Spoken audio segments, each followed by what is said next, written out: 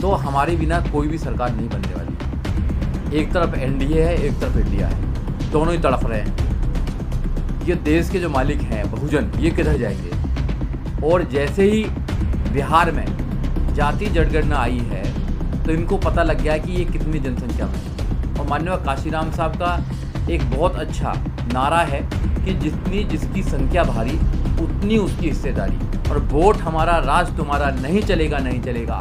तो लोग जागरूक हो गए हैं कि भैया वोट तो हमारा, राज इनका कैसे चल रहा है। तो इसलिए पूरे देश के अंदर आपके मन बना लिया है। कांग्रेस को भी देख लिया, बीजेपी को भी देख लिया और अन्य भी पार्टियों को देख लिया है। अब एकमात्र पार्टी बहुजन समाज पार्टी बची है जिस पर बहुजन विश्वास कर रहा है, और बहुजन समाज पार्टी को अब की बार अच्छी सीटों पर जिताकर सत्ता में लाने का मन बना रहा है। राहुल गांधी और प्रियंका गांधी कह रहे हैं बहुजनों के हितैषी हम करवाएंगे जातीय जनगणना। देखो, उनके दादा भी इस देश के प्रधानमंत्री रहे, उनकी दादी भी, नाना रहे, दादी रही है, सब रहे, उनके जितने भी रहे हैं। उनके पिताजी भी प्रधानमंत्री रहे और वो भी प्रधानमंत्री बनने की कोशिश कर रहे हैं। कभी भी दलितों को, कभी भी इस देश के बहुजनों को उन्होंने कभी भी मान सम्मान देने का काम नहीं किया है, और केवल वो लोगों को दिखाने का काम करते हैं कि अब की बार हमने दलित को बना दिया, प्रेसिडेंट बना दिया, ये बना दिया। अगर वो सबसे पहले जब देश आज़ाद हुआ था तो इस देश में कमान कांग्रेस के हाथ में आई थी। कांग्रेस अगर चाहती तो 10 साल में पूरा रिजर्वेशन कंप्लीट कर देती, कोई एट्रोसिटीज नहीं होती। सबसे ज़्यादा अगर शोषण हुआ है दलितों का फाइनेंशियली और सोशली तो कांग्रेस की सरकार में ही हुआ है। कांग्रेस दूध की धुली हुई नहीं है। कांग्रेस ने सबसे ज़्यादा शोषण हम लोगों का करने का काम किया है।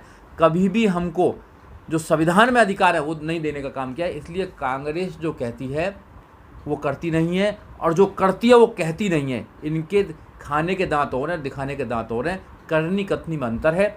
इसलिए कांग्रेस की बात तो कर ही ना तो ज़्यादा अच्छी है। बाबा साहब डॉक्टर अम्बेडकर का नुकसान, बाबा साहब डॉक्टर अम्बेडकर को रोकने का काम अगर किसी पार्टी ने किया तो कांग्रेस ने करने का काम किया है। इसलिए कांग्रेस जैसी भ्रष्ट सरकार देश में दोबारा नहीं आनी चाहिए। आप लोग कांग्रेस पर जब हमला बोलते हैं तो कहा जाता है कि आप लोग बीजेपी को सपोर्ट कर रहे हैं। बीजेपी और कांग्रेस दोनों अलग अलग नहीं है।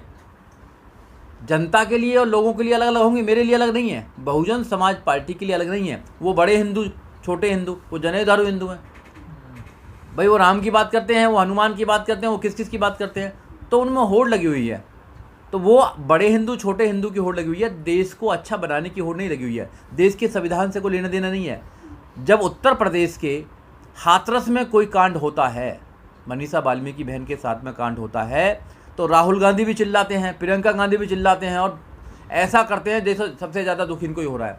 और वही अगर कांड राजस्थान में होता है जहाँ इनकी सरकार चल रही है, मूंछों के नाम पर मेघवाल को मार दिया जाता है, एक बच्चे को मटका छूने पर उसका कत्ल कर दिया जाता है, बारात नहीं निकलने दी जाती है घोड़ी पर, जब इनकी आवाज़ नहीं निकलती है, तो मैं जब भी तो कहता हूँ इनकी करनी और कथनी में अंतर है।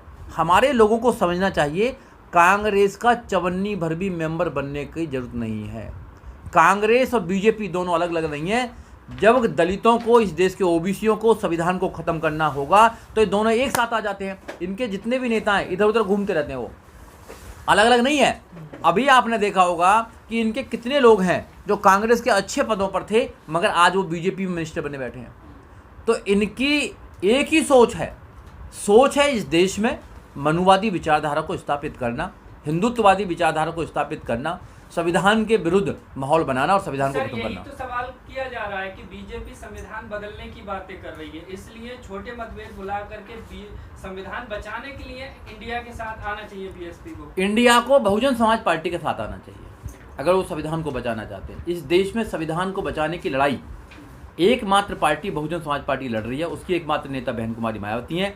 ये तो संविधान को खत्म करना चाहते हैं, संविधान का कत्ल करना चाहते हैं। बाबा साहब डॉक्टर अम्बेडकर की विचारधारा को कत्ल करना चाहते हैं लोग। तो बाबा साहब डॉक्टर अम्बेडकर की जो मूर्ति है उस पर माला चढ़ाएंगे, उनके विचारों पर ताला लगाने का काम करते हैं। तो वो इंडिया को क्यों नहीं आना चाहिए बहुजन समाज पार्टी के साथ में। बहन कुमारी मायावती एक देश की एकमात्र नेता है जिनको सबसे ज़्यादा अनुभव है प्रशासन करने का। शासन, प्रशासन, अनुशासन अगर इस देश में किसी ने दिया है तो बहन कुमारी मायावती ने देने का काम किया है। उत्तर प्रदेश में 2007 से लेकर 2012 तक जब हमारी सरकार थी तो आपने देखा होगा किसी भी जाति का व्यक्ति होगा उसको न्याय देने का काम किया। सब बच्चों को एजुकेशन देने का काम किया, रोजगार देने का काम किया, इंफ्रास्ट्रक्चर को अच्छा बनाने का काम किया, पुलिस प्रशासन को अच्छा बनाने का काम किया, न्याय प्रक्रिया को अच्छा बनाने का काम किया। ऐसा न्यायप्रिय नेता इस देश में और कौन दूसरा? तो उनको मौका मिलना चाहिए। राहुल गांधी जी के पास में क्या अनुभव है? पर लड़ाई वो प्रधानमंत्री को ने। प्रियंका गांधी जी के पास में क्या अनुभव है? ना वो कहीं की सीएम रही है, नहीं कहीं रही है क्या, बताइए। तो जिनको जो 4 बार उत्तर प्रदेश के सबसे बड़े सूबे को लीड कर चुकी है, उसमें अपना शासन कर चुकी हैं, स्थापित कर चुकी है इस बात को कि हाँ वो न्यायप्रिय नेता हैं, जननेता हैं, उनको क्यों नहीं ये समर्थन देते हैं? तो क्या सर ये गठबंधन वाले लोग एक दलित को प्रधानमंत्री के तौर पर नहीं देखना चाहते, इसलिए ये नहीं झुक रहे हैं, साथ आ रहे हैं बीएसपी? बिल्कुल सच्चाई तो यही है। इस देश में कोई भी व्यक्ति संविधान को मानने वाले लोगों को पसंद नहीं करता है। जो मनु मानसिकतावादी लोग हैं, जो ब्राह्मणवादी सोच के लोग हैं, जो गैर बराबरी की सोच रखने वाले लोग, वो बाबा साहब डॉक्टर अम्बेडकर की सोच के लोगों को पसंद नहीं करते हैं। क्योंकि बाबा साहब डॉक्टर अम्बेडकर कहते हैं कि न्याय, समता, स्वतंत्रता और भाईचारा, इन 4 चीज़ों पर समाज आधारित होना चाहिए। कोई अच्छा समाज, ये 4 चीज़ किसी भी प्रशासन में होनी चाहिए, किसी भी राज्य में होना चाहिए। मगर ये तीनों जो पार्टी का नाम ले रहे हैं, कांग्रेस का नाम ले रहे हैं आप, बीजेपी का नाम ले रहे हैं, एक आम आदमी पार्टी भी ऐसी आ गई है, और आप देखें तो कम्युनिस्ट पार्टी भी ऐसी। माननीय काशीराम साहब तो इनको कहते थे एक नागनाथ है, एक सांपनाथ है, और कम्युनिस्ट को कहते थे वो हरी घास में हरा सांप है। समझो बात को। तो ये इनकी मानसिकता एक ही है, ये अलग अलग मानसिकता के लोग नहीं है। 3 जगह अलग एक ही मानसिकता के लोग बैठे हुए हैं। जब एक दूसरे पर प्रॉब्लम आती है, और जितने भी इस देश के अंदर बहुजन हैं उनको फुटबॉल की तरह यूज करते हैं। पहले 10 साल कांग्रेस याद करेगी, कांग्रेस से लोगों का मन भर जाएगा तो बीजेपी राज करेगी, बीजेपी से मन भर जाएगा तो फिर कांग्रेस राज करेगी, और किसी को ये आने वाले मतलब लेके आने वाले नहीं है। इसलिए ये जो इंडिया बना है, ये देश को बचाना के लिए, संविधान को बचाने के लिए नहीं बना है, ये अपने स्वार्थों को बचाने के लिए बना हुआ है। ये जितने भी लोग हैं ये मौका प्रस्त लोग हैं। जिस दिन भी मौका आएगा एक दूसरे के गले पर रापी मतलब फेरने का काम करेंगे। इनके जो मन है वो अलग अलग हैं, इनकी विचारधारा अलग है। इसलिए बहुजन समाज पार्टी की नेता बहन कुमारी मायावती ने निर्णय किया है कि हम इस देश में लोगों के सामने जाएंगे, लोगों को समझाने का काम करेंगे, लोगों को बताने का काम करेंगे कि वोट हमारा, राज तुम्हारा नहीं चलेगा।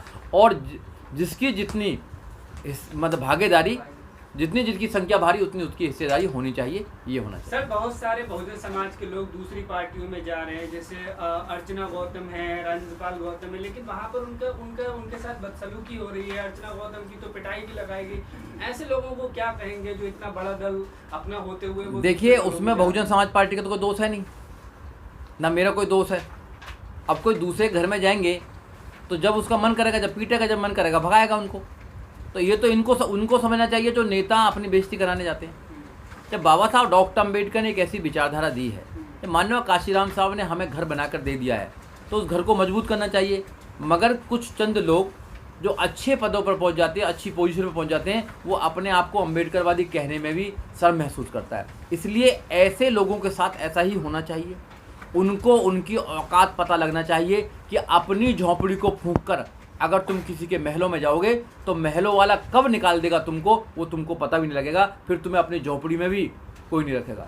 इसलिए हमारा घर है, हम उसको मजबूत करेंगे, अपने घर को इतना मजबूत करेंगे कि इस देश में हम राज करेंगे। जब वोट हमारा ज़्यादा है तो हमारा राजा क्यों नहीं हो सकता।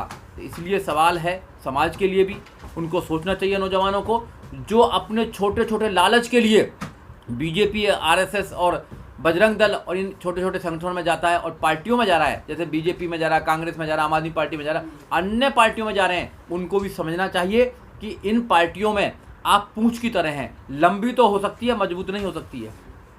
इसलिए आप सर बने, आप अपनी पार्टी को आगे बढ़ाने का काम करें, अपनी पार्टी में विश्वास करें, अपनी विचारधारा में विश्वास करें।